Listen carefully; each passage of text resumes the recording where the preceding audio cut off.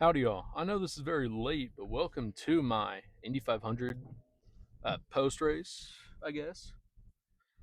I sat on it for a couple of days because I was going to make the video and I heard the news that Pillow had a penalty, which ended up only being 5 points. He wasn't DQ'd. I wanted to hear everyone else's thoughts before I gave my own. Because, um, I mean, first thing after I got home from the race that I saw was David Land, his, I guess, co-host, his associate on his channel, Kyle, whatever his last name is, said it was a very manufactured finish. And yeah, it kind of was. But what I will say on that, first and foremost, the red flag I don't have any issue with. They were taking a huge gamble with the rain. But if they've set this precedent in the past, if it's a wreck in the final 10 laps, that will take a while for them to clean up. They're going to red flag it. I don't mind them sticking to that. Do I wish they would do it on other circuits as well? Yes. Are they easier? Is it easier for them to get away with it because it's the Indy 500? Also, yes. But if we get a wreck with 10 to go at the Milwaukee Mile, we shouldn't be circling them under caution for 10 laps. If we're going to be doing this at the Indy 500, we need to be doing it everywhere. Because this has the most eyes on the sport, because it is a big race. It is the 500-mile race of all 500-mile races. NASCAR can have as many as they want. None of them will ever be as big as the Indy 500. And so the fear is, and I get where people get the fear from. The fear is that it is, especially with Fox's connection now, that it is becoming too NASCAR-y on the officiating side. And I can see that. I can see the case. But as a true fan, you also have to understand why they make these calls and why it's been set before. And a lot of people didn't have an issue with it in 2023 that have an issue with it now. I had a bigger issue with it back then than I do now. Back then, you made them restart with 1 to go. Are you going to stop? No, you are not. Okay.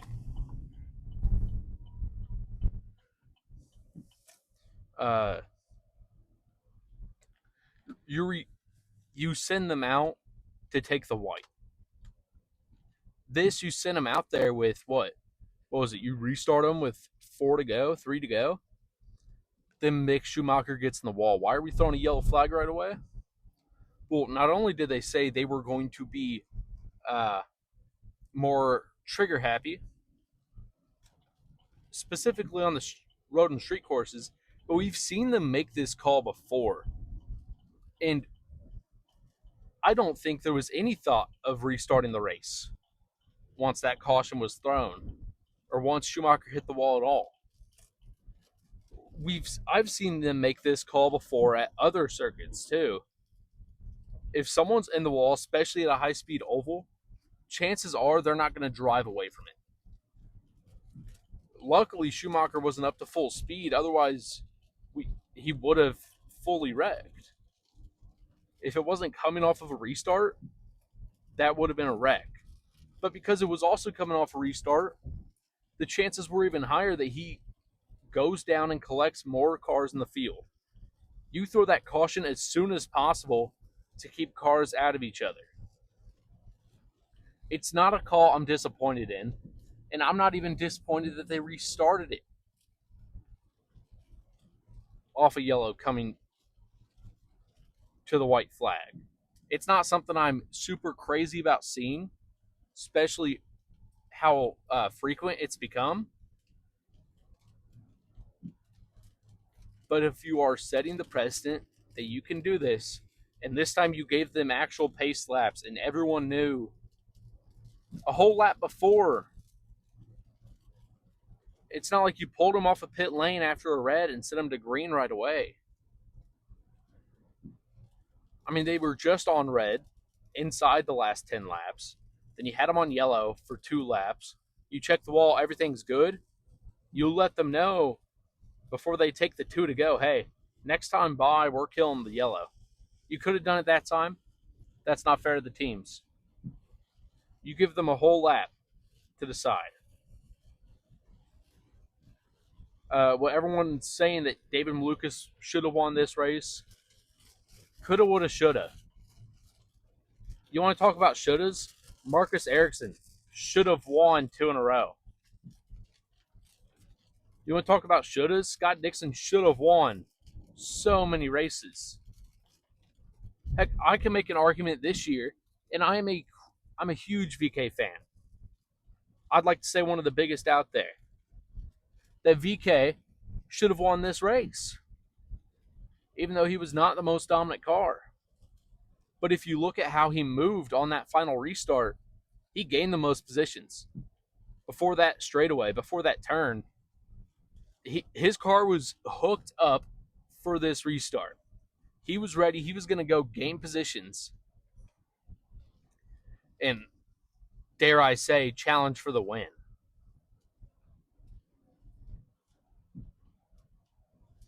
You don't know what could have happened.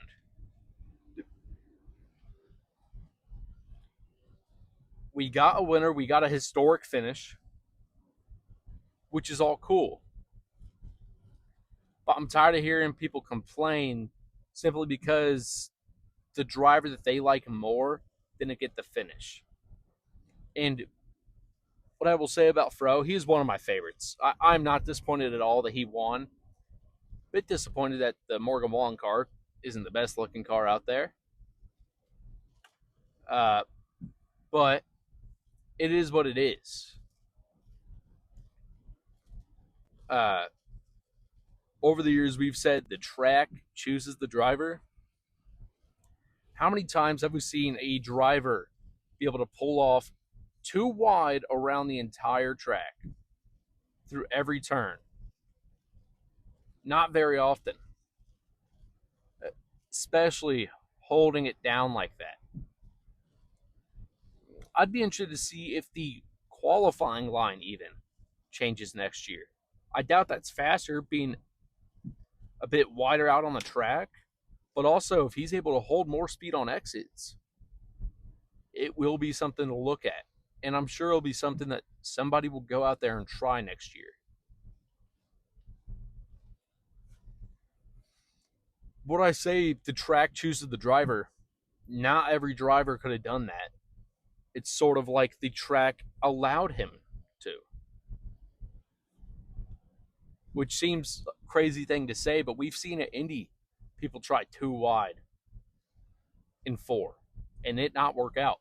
We saw Rosenquist, I think it was when he was racing Newgarden at one point in the race, completely down on the apron mid-turn, like on the concrete, almost in the grass, completely fine at full speed. We saw Newgarden get on there, going to green speed. So granted, his RPMs were way up.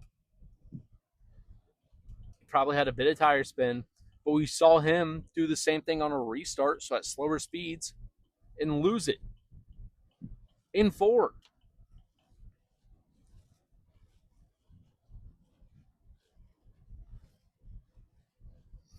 I didn't have any doubt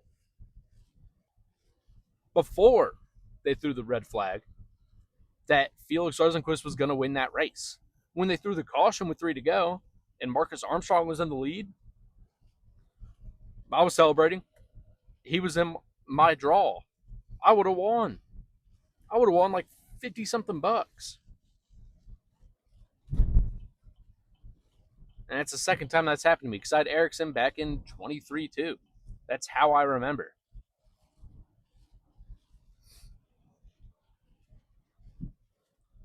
but it's the breaks of the game.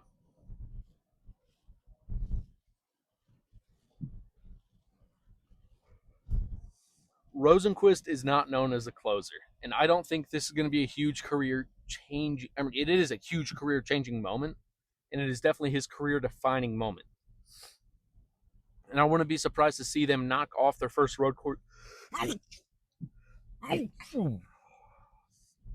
I apologize. Their first road course win sometime next year or in the next year. They're already my pick, assuming that team stays relatively the same, to not only win pole in Long Beach, but finally get that win. I am I'm not disappointed in the race. But what a creator online, I cannot remember how to say his channel's name. His name is AJ. Uh, text them all the time over on Instagram about IndyCar. He said some interesting things about bringing back the Triple Crown, which is the three 500-mile races spread throughout the season. Indy 500, it was the ABC 500 at Pocono. I remember that much. And then I forget what the Michigan 500 was, but a 500 race at Michigan. Bring back those tracks. Bring back more high-speed ovals. Texas, we ran this package a few years ago, I believe. Track like Kentucky, which is not being used. If you bought Kentucky, which Penske can do, they have the money to. There's no doubt that they have the money to buy Kentucky Speedway. If you buy Kentucky, and you can have another, super speedway package race, and that's on a higher banked oval. So they may not do it, but still bring it back. If Pocono made some safety upgrades to the catch fence, you could go back to Pocono. There was no reason to really leave Michigan other than crowds weren't what you wanted. I don't say bring them both back in 1 year, but slowly bring them back. Uh, if speeds, which speeds are relatively the same on the high speed super speedway ovals that we've seen for the past decade, maybe a little slower at times, but I don't have any issue with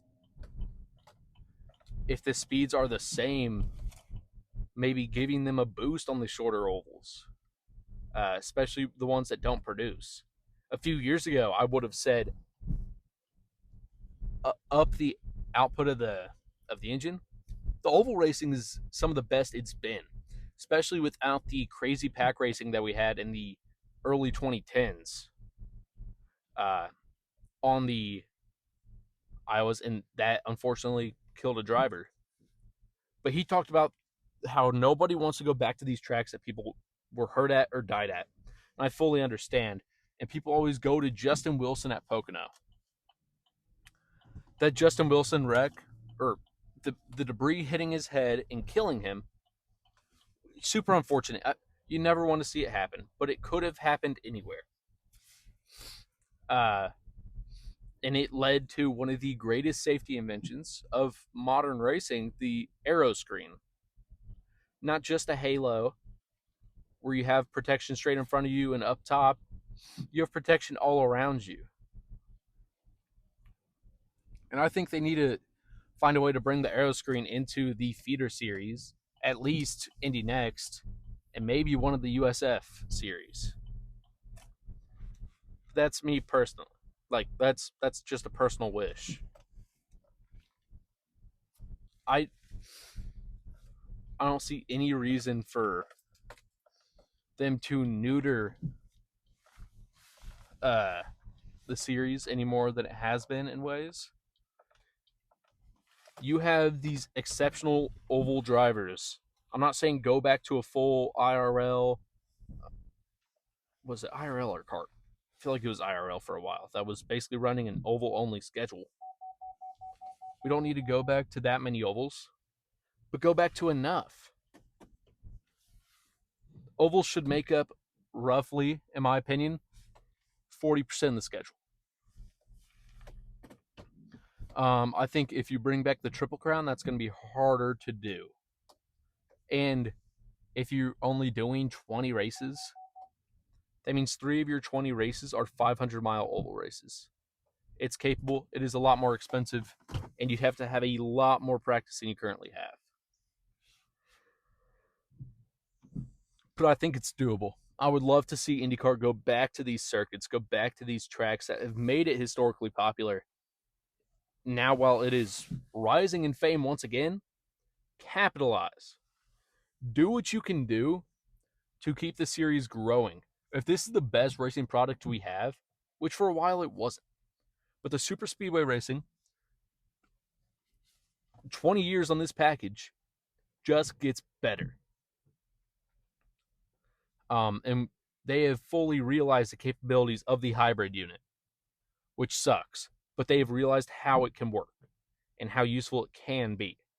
They've realized the full capability of the aero screen and the max they can get with this setup on the car. And every year there are minor tweaks, but they're all for the better.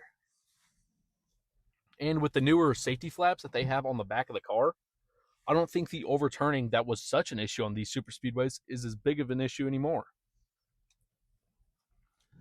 So I think this high-speed oval racing is more possible than ever on these 500-mile circuits, or on the Triple Crown circuits. I think they need to come back. I don't think we need to introduce a brand new street circuit or two every season that we're going to run in a city and have a huge wreck fest every couple of years. And the fact that we're going to Detroit to have that crazy wreck fest and not a lack of talent, but it's going to look like there is a lack of talent, really disappoints me and really, I think, dampers the series.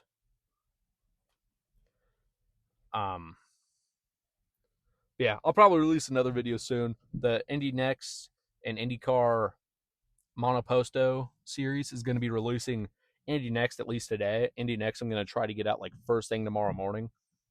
Obviously, Indy 500 week, I am busier than all heck. And I'm still slacking on finishing up some cars. But I have like 2 cars I need to finish up, then IndyCar will be out.